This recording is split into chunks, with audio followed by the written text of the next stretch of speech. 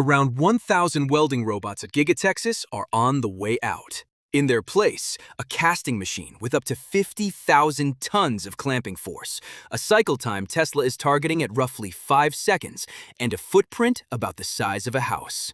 Elon Musk's own framing for the project was blunt. What is the limit of physics of how big can a casting machine be? And Tesla has spent years turning that question into an actual engineering program aimed at CyberCab, not a slogan tossed out on a podcast. Clamping force is the part people misread. The 50,000-ton figure isn't the force pressing metal into shape, it's what holds the two mold halves locked together while molten aluminum is injected at extreme pressure, which pushes those halves apart hard enough to blow the mold open if the clamp isn't strong enough. Bigger mold, more surface area, more pressure, more required clamping force. That's the whole equation, and it scales in a way that isn't linear. Tesla's stated target is a roughly 5-second cycle with multiple components cast per cycle, which is a wildly different speed class than the 80 to 90-second cycles today's 6,000 and 9,000-ton presses already run for the Model Y and Cybertruck. Hitting that speed means synchronizing the entire process down to the second. Fresh and recycled aluminum gets melted at around 850 degrees Celsius, 1,562 degrees Fahrenheit, in a two-furnace setup. One furnace melts, a second holds the metal at a stable temperature so it's always ready for the next shot without a delay. Argon degassing and silicon carbide filtration strip out trapped gases and unwanted particles before the metal is considered clean enough to inject. The mold itself gets a thin lubricant coating so the finished part releases cleanly afterward and has air vacuumed out of it beforehand because trapped gas in a component this large turns into a visible defect fast. A high-speed piston then drives the molten aluminum in.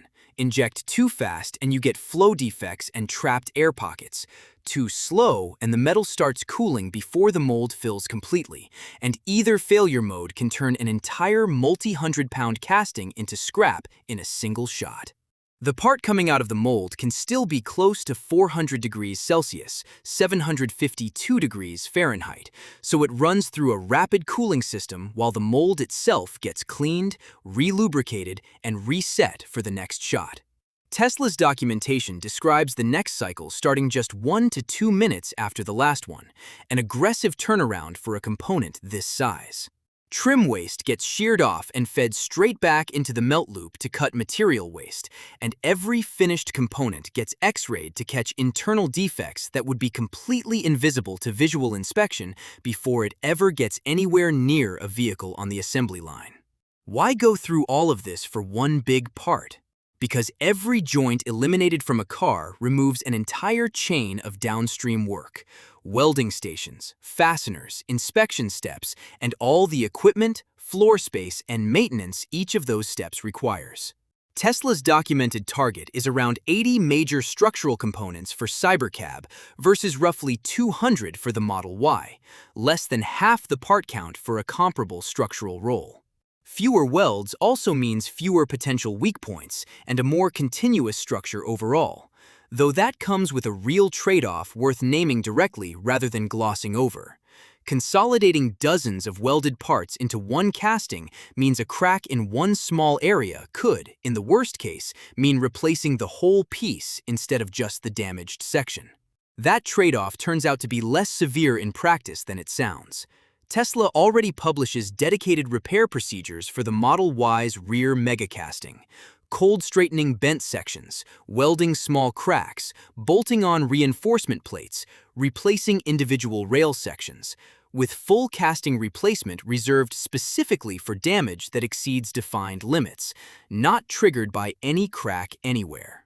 Thatcham Research, a UK crash testing and repair risk organization, spent 2 years running actual crash tests and repair work directly on Model Y castings, and found repairs came in about $2,800 cheaper than fixing the Model 3's older multi-piece steel rear structure, with even a full casting replacement running around $675 cheaper than the equivalent steel repair.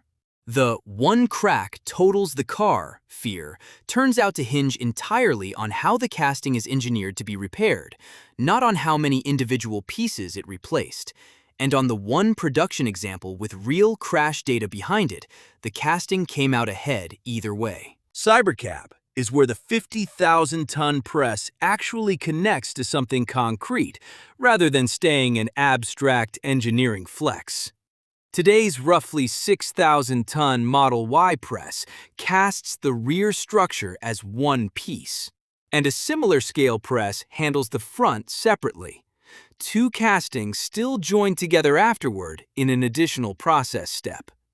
The 50,000-ton target is aimed at casting CyberCab's entire body structure in a single cycle instead of two, which is exactly why the clamping force jump makes sense, even though CyberCab is a physically smaller vehicle than the Model Y.